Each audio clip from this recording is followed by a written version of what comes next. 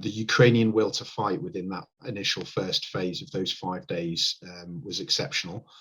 But the product of that fighting was all of the changes that we saw within European securities. We would not have seen that unification of effort on the European side had the Ukrainians folded in 2 or 3 days like we suspected. The Russian war machine has misfired. This is a very poorly planned operation and very poorly executed operation, especially in that first phase.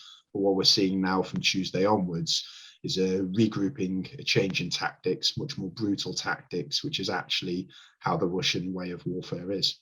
Yeah, so the 40-mile-long convoy, the forward elements of that have now reached the Antonov airport, which is to the northwest of Kiev.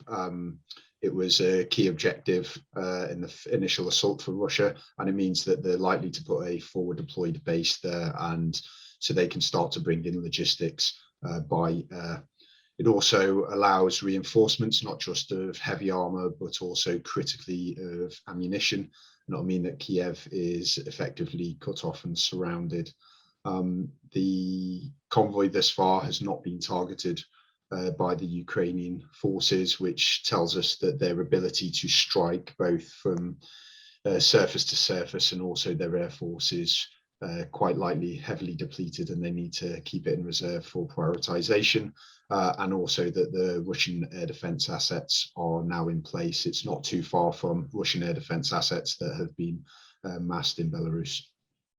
Due to the fact that no one really knew what the full operation would entail, it seems highly likely that at an operational and tactical level, the troops on the ground were not actually told their objectives until very late. Which is significant because it means that the soldiers were unable to prepare. So do map studies, for example, to really understand the ground, to look at the intelligence that was coming out of the ground, which was either not listened to or it was very poor.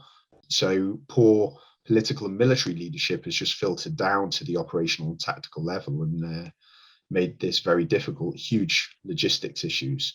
That said, Russians still have mass. They have now put 80% of their forces that were committed to the borders of Ukraine into Ukraine. So it could still go Russia's way. They've just made it very difficult for themselves. Kharkiv is actually a quite pro-Russian population. So the Russians will need to be careful in terms of how indiscriminate their fire is, because it could turn even a Russian population against the Russian military. For the Ukrainians, the key part of the operation now is ammunition resupply, which is going to be very, very challenging in getting all of these capabilities that the Europeans have pledged that's currently in Poland to the front line. And that's almost where the Ukrainian resistance could succeed or fail. And the key difference now between the Ukrainian and the Russian forces is the morale component. The Ukrainians have fought very well and morale is very high, and that is infectious, and it is clearly not just between the Ukrainian professional soldiers but also the Ukrainian civil society as a whole. They see this as a fight for national survival.